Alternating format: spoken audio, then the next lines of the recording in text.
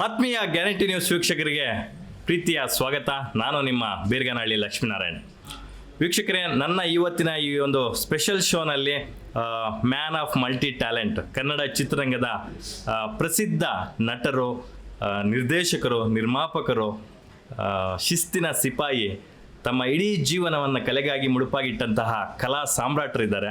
Sir, ಕಾರ್ಯಕ್ರಮಕ್ಕೆ ಆತ್ಮೀಯ ಸ್ವಾಗತ. ನಮ್ಮ ಗ್ಯಾರಂಟಿ ನ್ಯೂಸ್ ಕಚೇರಿಗೂ ನಿಮಗೆ ಸ್ವಾಗತ ಸರ್. ಧನ್ಯವಾದಗಳು. ಚಾನಲ್ಗೆ ಒಳ್ಳೆಯದಾಗಲಿ, ಚೆನ್ನಾಗಿ ಹೆಸರು ಗಳಿಸಲಿ, ಒಳ್ಳೊಳ್ಳೆ ಸುದ್ದಿಗಳನ್ನು ಕೊಡಲಿ, ಒಳ್ಳೆಯದಾಗಲಿ. Thank you sir, thank you. ನಾನು ಆಕ್ಚುಲಿ ಇವತ್ತು ನಿಮ್ಮನ್ನ ಕರೆಯೋದಕ್ಕೆ ಎರಡು ಕಾರಣಗಳು. ಒಂದು, ನೀವು ನಮ್ಮ ಆಫೀಸ್ ಇನಾಗರಲ್ ಫಂಕ್ಷನ್ಗೆ ಕರೆದಿದ್ದೆ, ಶೂಟಿಂಗ್ ಒತ್ತಡದ ನಡುವೆ ಬರಕ್ ಆಗಿರ್ಲಿಲ್ಲ, ಸೊ ಅದೊಂದು. ಎರಡನೇದು, ಇತ್ತೀಚೆಗೆ ಕಾಶ್ಮೀರದ ಪಹಲ್ಗಾಮ್ ಅಲ್ಲಿ ನಡೆದಂತ ಒಂದು ಟೆರರ್ ಅಟ್ಯಾಕ್ ವಿಶ್ವದೆಲ್ಲೆಡೆ ಸದ್ದು ಮಾಡ್ತಾ ಇದೆ.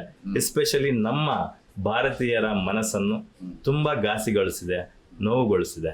ಸೊ ಆ ಪ್ರಕರಣದ ಬಗ್ಗೆ ಮಾತನಾಡೋದಕ್ಕೆ ಕರೆಸಿದ್ದೀನಿ. ನಿಮ್ಗೆ ಕಾಶ್ಮೀರ ಅಂದಿದ ತಕ್ಷಣ ಏನ್ ನೆನಪಾಗುತ್ತೆ ಸರ್? ನಮ್ಮ ಕಾಶ್ಮೀರ ಅಂದ ತಕ್ಷಣ ನನಗೆ ನೆನಪಾಗೋದು ಶಂಕರ್ ಗುರು ಸಿನಿಮಾ. ಯಾಕೆಂದ್ರೆ ನಾವೆಲ್ಲ ಕಾಶ್ಮೀರ್ ಹೇಗಿದೆ ಅಂತ ಪುಸ್ತಕದಲ್ಲಿ ಓದ್ತಾ ಇದ್ವಿ. ಅವಾಗೆಲ್ಲ ಮಾಧ್ಯಮಗಳು ಇರಲಿಲ್ಲಲ್ಲ. ಸಿನಿಮಾ ಮುಖಾಂತರ ಕಾಶ್ಮೀರ್ ಹೇಗಿರುತ್ತೆ ಅಂತ ನೋಡಿದ್ದೆ ಶಂಕರ್ ಗುರು ಸಿನಿಮಾದಲ್ಲಿ. ತುಂಬ ಚೆನ್ನಾಗಿ ತೋರಿಸಿದ್ರು. ಅದಾದಮೇಲೆ ನಾವೇ ಕಾಶ್ಮೀರ್ಗೆ ಹೋಗಿ ಚಿತ್ರೀಕರಣ ಮಾಡುವಂಥ ಸಂದರ್ಭಗಳು ಬಂತು. ತುಂಬ ಎಂಜಾಯ್ ಮಾಡಿದ್ವಿ. ಕಾಶ್ಮೀರ್ ಅಂದರೆ ಬಹಳಷ್ಟು ಜನ ಸ್ವಿಟ್ಜರ್ಲ್ಯಾಂಡ್ ಅಂತಾರೆ, ಯಾವ್ಯಾವುದೋ ದೇಶಗಳಂತಾರೆ.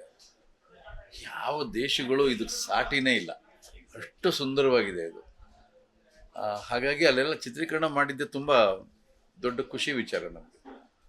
ಕಾಶ್ಮೀರ ಅಂದ್ರೆ ಪ್ರೇಮ ಕಾಶ್ಮೀರ ಅಂತಾರೆ, ಅದೊಂಥರ ಈಗ ರಕ್ತ ಕಾಶ್ಮೀರ ಆಗಿರ್ತಕ್ಕಂಥದ್ದು. ಎಷ್ಟು ನೋವು ಅನಿಸುತ್ತೆ? ಇಲ್ಲ, ತುಂಬ ನೋವಾಗುತ್ತೆ. ಬಿಕಾಸ್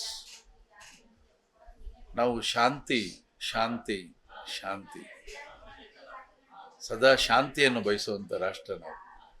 ಯಾರೋ ಯಾವುದೋ ದೇಶದ ಮೇಲೆ ಯುದ್ಧ ಮಾಡಿದ್ರು ಕೂಡ ನಾವು ಸಹಿಸ್ಕೊಳ್ಳಲ್ಲ. ನಮ್ಗೆ ಸಂಕಟ ಆಗುತ್ತೆ.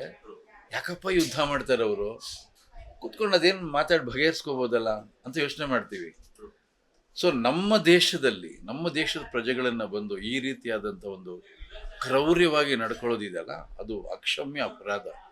ನಮ್ಗೆ ಆ್ಯಕ್ಚುಲಿ ಆ ಸುದ್ದಿ ಬರ್ತಿದ್ದಾಗೇನೆ ರಕ್ತ ಕುದೀತಾ ಇತ್ತು. ಏನು ಅಂದರೆ, ಹೇಡಿಗಳು ಅವರು ಆಯುಧ ಇಟ್ಕೊಂಡಿರ್ತಾರೆ, ಉಳಿದವ್ರು ನಿರಾಯುಧರು. ಆಯುಧ ಇಟ್ಕೊಂಡು ಯಾರು ಬೇಕಾದ್ರೂ ರೌಡಿಗಳಾಗ್ಬೋದು, ಯಾರು ಬೇಕಾದ್ರೂ ಹೆದರ್ಸ್ಬೋದು.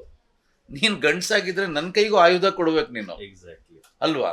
ಅಥವಾ ನೀನು ಆಯುಧನ ಕೆಳಗಡೆ ಇಟ್ಬಿಟ್ಟು ಬಂದ್ಬಿಟ್ಟೆ ನನ್ನ ಜೊತೆ ಹೊಡೆದಾಡ್ಬೇಕಪ್ಪ ಸ್ವಲ್ಪ ಹೊತ್ತು, ಹೊಡೆದಾಡ್ತೀಯ ಅಂದಾಗ ಅದು ಗಂಡಸ್ತನ. ಅದು ಇದು ಹೇಡಿತನ. ಇವರೇನು ದೊಡ್ಡದಾಗಿ ಕಾಲರ್ ಎತ್ಕೊಳ್ಳೋದು ಅಲ್ವಾ? ನರಸತ್ತವ್ರು ಇವರು, ನಿರ್ವೀರ್ಯರು. ಏನು ಹೇಳಿದ್ರು ಕೂಡ ಕಮ್ಮಿನೇ ಇವರಿಗೆ.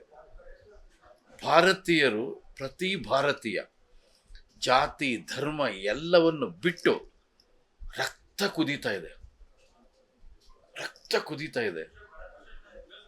ಅಂಥ ಒಂದು ಸಂದರ್ಭ. ಯಾರೇ ಆಗಲಿ, ಸತ್ತವ್ರು ಯಾರೋ ನಾವ್ಯಾರೋ, ನಮಗೂ ಅವ್ರಿಗೂ ಸಂಬಂಧ ಇಲ್ಲ. ಆದರೆ ಅವನು ಭಾರತೀಯ ಅನ್ನೋದು ಒಂದೇ ನಮ್ಗೆ ಕುದಿಸೋದು, ನಮ್ಮನ್ನು ಕೆಣಕೋದು. ಹಾಗಾಗಿ ಯಾವತ್ತೂ ಅಷ್ಟೇ ದುಷ್ಟಶಕ್ತಿಗಳು ಈ ರೀತಿ ನಡ್ಕೋತಾ ಇರ್ತವೆ. ದುಷ್ಟಶಕ್ತಿಗಳಿದೆಯಲ್ಲ, ಎಲ್ಲ ಕಾಲದಲ್ಲೂ ಕೂಡ ಅವು ನೇರವಾಗಿ ಬಂದು ನಮ್ಮನ್ನು ಯುದ್ಧಕ್ಕೆ ಆಹ್ವಾನ ಮಾಡೋದಿಲ್ಲ. ಎಲ್ಲೋ ಮರೆಯಿಂದ ಬಂದು ಕಲ್ಲು ಹೊಡೆಯೋದು, ಆ ಕಡೆ ಎಲ್ಲೋ ಹೋಗೋವಾಗ ಚುಚ್ಚೋದು, ಈ ರೀತಿ ಮಾಡ್ತಿರುತ್ತೆ. ಆ ಥರದೊಂದು ಪ್ರಕ್ರಿಯೆ ಇದಕ್ಕೆ ಕೊನೆಗಾಣಿಸ್ಬೇಕಷ್ಟೆ. ನಾವು ನೋಡ್ಕೊಂಡು ಬರ್ತಾ ಇದೀವಿ ಬಹಳ ವರ್ಷಗಳಿಂದ. ಅಲ್ಲೆಲ್ಲೋ ಬಾಂಬ್ ಸಿಡೀತು, ಇಲ್ಲೆಲ್ಲೋ ಬೆಂಕಿ ಹಚ್ಚಿದ್ರು, ಅಲ್ಲೆಲ್ಲೋ ಅಟ್ಯಾಕ್ ಆಯಿತು, ಕೊಲೆ ಮಾಡಿದ್ರು. ಇದಲ್ಲ, ಇದು ಸಾಕಿದು, ಸಾಕು. ನಮ್ಮಿಂದ ಸಾಧ್ಯ ನಿಲ್ಲಿಸೋದಕ್ಕೆ, ನಿಲ್ಲಿಸ್ಬೇಕು. ರೈಟ್ ಟೈಮ್ ಇದು.